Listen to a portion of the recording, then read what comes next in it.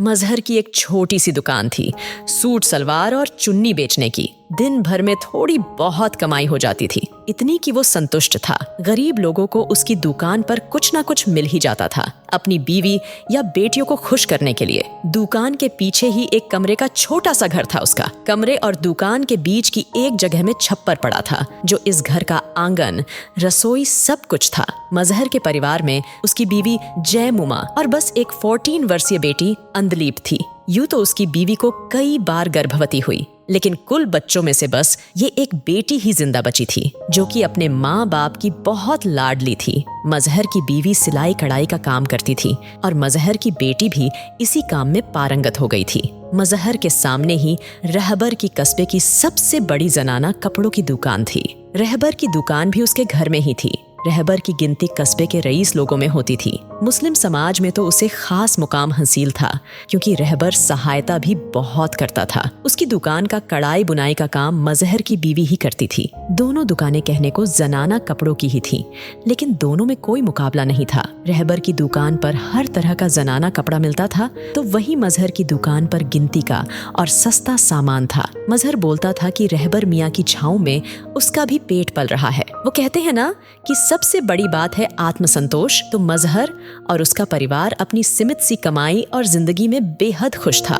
लेकिन शायद उनकी इस छोटी सी खुशी को भी नजर सी लग गई थी। मजहर दिखने में तो पतला दुबला सा ही था, लेकिन उसे देखकर कभी नहीं लगा कि वो अपने भीतर कोई गंभीर बीमारी पाले बैठा है। मजहर के दिल में छेद था, और एक दिन वो भी आया जब उसके दिल ने उसका साथ छोड़ दिया। इसका समय तो गुजर गया, लेकिन अब जयमुमा के सामने अपना और अपनी बेटी अंदलीब का पेट पालने का सवाल था। क्या करे? एक औरत यूं दुकान पर भी नहीं बैठ सकती थी। बिरादरी में उल्टी सीधी बातें होने लगेगी। जो सिलाई कढ़ाई का काम वो करती थी, उससे भी कोई इतनी कमाई नहीं होती थी।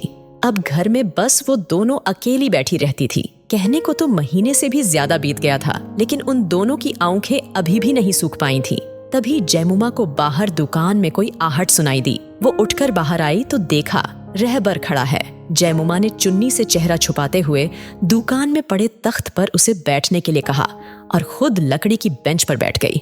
रहबर कुछ कहता, इतने वो बोल पड़ी, सिलाई कढ़ाई का काम अब शुरू कर दूंगी, आप भिजवा देना।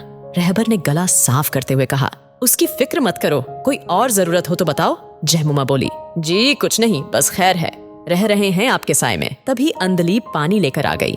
रहबर ने पानी पिया और फिर बोला, देख जयमुमा, मजहर मेरे छोटे भाई जैसा था। मुझे पता है कि खाली सिलाई कढ़ाई के काम से तो तेरा खर्च नहीं चलेगा। तू ऐसा कर, मेरे घर के काम में हाथ बटा दिया कर, और अंदलीब भी मेरी बेटी अनम के साथ खेल लेगी। तू तो जानती है अम्मी तो बिस्तर पर ही है और रुखसाना उम्मीद से है। डॉक्टर ने पूरे आराम को बोला है। जयमुमा को लगा कि रहबर को वाकई खुदा ने फरिश्ता बनाकर भेज दिया उसके पास। वो कुछ बोलती इससे पहले ही रहबर फिर बोलने लगा, देख ये मत समझना कि तुझे या तेरी बेटी को घर की नौकरानी बनने को कह रहा हूँ, ना बिल्कुल भी नहीं। तू मेरे भाई की बेवा है। तेरी इज्जत मेरे दिल में रुखसाना से लेश मात्र भी कम नहीं। अंदलीब भी मेरे लिए मेरी बेटी जैसी ही है। देख वहीं कुछ घर के काम में मदद कर देना अपना घर समझकर, और जो सिलाई कढ़ाई का काम हो वो भी वहीं पर कर देना। सिलाई कढ़ाई से अलग कुछ कमाई हो जाएगी। जयमुमा को भला इसमें क्या दिक्कत होती? वैसे भी रहबर की बेटी अनम भी अंदलीब की अच्छी सहेली थी। अनम 12 साल की थी और इससे छोटे 2 बच्चे और थे रहबर के,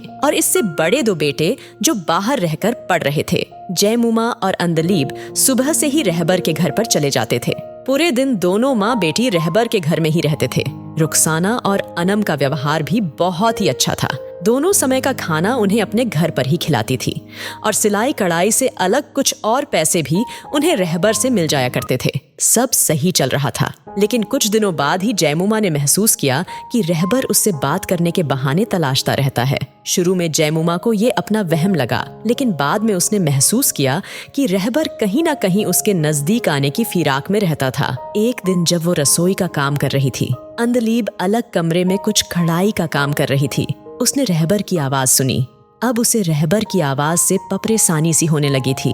आजकल उसके काम भी कुछ ज्यादा ही सजग रहते थे। रहबर अंदलीब को शायद कुछ काम बताने आया था।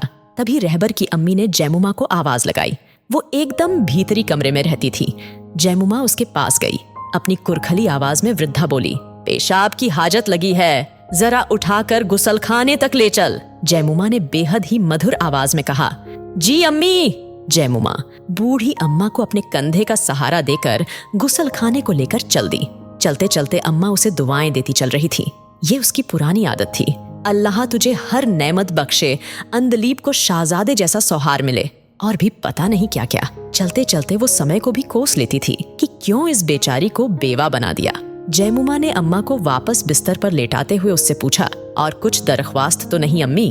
अम्मा ने अनुग्रहमत होते हुए कहा, ना मेरी बच्ची, तू देख ले अपना काम। जयमुमा बाहर आई तो देखा अनम रसोई में ही बैठी है। जयमुमा ने पूछा, अंदलीब कहाँ है? अनम ने बेपरवाही से कहा, वो तो सिलाई कर रही है, अब्बू कुछ काम बता रहे हैं उसे। इतना सुनते ही जयमुमा का माथा ठनक गया। वो तेज कदमों से बाहर के उस कमरे की तरफ भाग ली। कमरे का दरवाजा बंद था। ये देखते ही जयमुमा बदहवास हो गई और अंदलीब को तेज आवाज लगाते हुए तेज तेज दरवाजा पीटने लगी। ये कमरे ऊपरी मंजिल पर थे तो नीचे तक तो आवाज नहीं जा रही थी, लेकिन आवाज सुनकर रुखसाना आ गई। रुखसाना को जयमुमा की बदहवाशी कुछ गवारा न हुई। उसने झल्लाते हुए कहा, क्या कयामत टूट पड़ी, क्यों इतना चिल्ला रही हो? तभी कमरे का दरवाजा खोलकर रहबर बाहर आया। उसके चेहरे पर पसीना था और वो घबराया हुआ था। अंदलीब भागकर अपनी माँ से लिपट गई। जयमुमा पागल सी हो गई और चिल्लाते हुए बोली, क्या हुआ? क्या किया इस शैतान ने तेरे साथ? अंदलीब रोते हुआ बोली, अम्मी तुम ना आती तो बर्बाद हो गई थी मैं। अंदलीब 14 साल की थी तो अब बहुत कुछ समझती थी।